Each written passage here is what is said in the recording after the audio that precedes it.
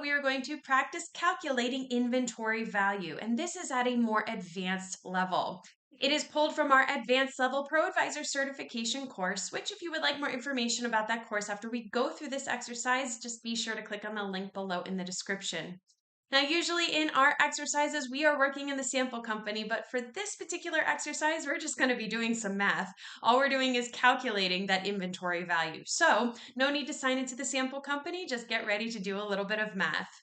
Now, this particular exercise is part 2 of a 3-part exercise. You need to complete the first one first before you do this one. So if you have not completed that first one, go ahead and click on the link on the top right corner of your screen. That'll take you to the first one, complete that one, and then come back to this one. They build on each other, so it's really important to start with that first one.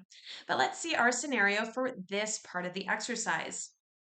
George's business is getting exciting. He has decided to start selling super widgets as well. He pays $500 for 25 of them. He then sells 5 super widgets as well as 2 regular widgets for $150.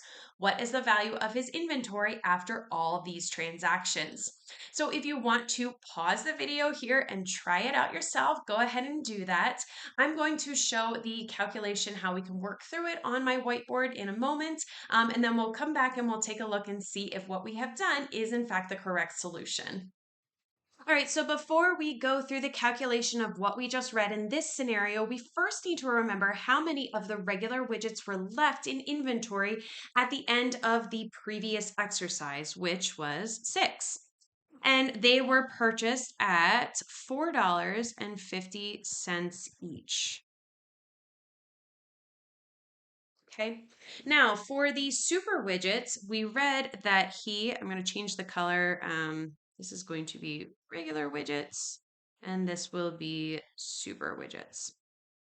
So we know that he purchased them for $500, and it was a total of 25 super widgets. Now, in order to get the cost of what it was per widget or super widget, we would divide 500 by 25, which equals $20 each. Now we know that from the exercise or from the scenario that he sold 2 regular widgets and he sold 5 of the super widgets. So let's figure out how much is left in inventory. For the regular widgets, we would start with 6, and we subtract the 2 that he sold, which would equal 4 remaining. Now for the super widgets, he started with 25, he sold 5, and so he has 20 remaining. So let's go ahead and do the calculation for each of them. We would do 4 times $4.50, because that's how much they cost, and that would equal $18. Fix that 8.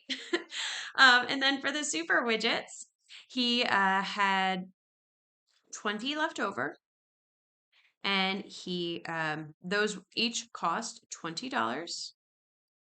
So the total that remained, or the total for that inventory is $400. So now we need to add up that 18 plus 400. So the total inventory value is $418. All right, so now that we have tried the calculation out on our own, let's go ahead and see if what we did is in fact correct. All right, so let's take a look at the solution now. Now that George is selling another product, we are going to have to adjust the table to account for the new items. Remember, from the previous exercise, this was the entire size of the chart, but now that we are selling super widgets, we have to expand that chart all the way.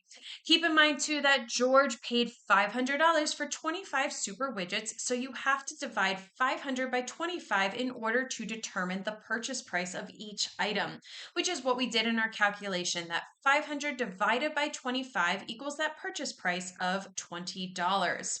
So let's take a look at what the solution is here. He sold 5 super widgets, leaving him with 20, which cost $20 each for a total of $400. Remember, he had those 25 that he started with. He sold those 5. and then he was left with 20. So 20 times 20 is 400. He also sold 2 regular widgets, leaving him with 4, which cost him $4.50 each for a total of $18. Remember, he was left with those 6 from the after the first and second sale. He had 6 left in his inventory. He sold 2 of the regular widgets in this part of the scenario, which left him with 4. So 4 times $4.50 equals $18. So the value of his inventory, when you add that 400 and the $18 together, is $418, which is what we had done in our calculation. So congratulations, you did a great job. Now, just keep in mind too, there was mention of how much he actually sold it for, but how much he sold them for, $150, is completely irrelevant. It has nothing to do with the inventory value. So just keep that in mind as you continue doing this. But that is how, at a more advanced level, you would calculate inventory value. Now, if you like this exercise and you want to do more like it, or if you would like more information about that advanced level ProAdvisor certification course, be sure to click on the link below in the description, and I will see you in the next exercise.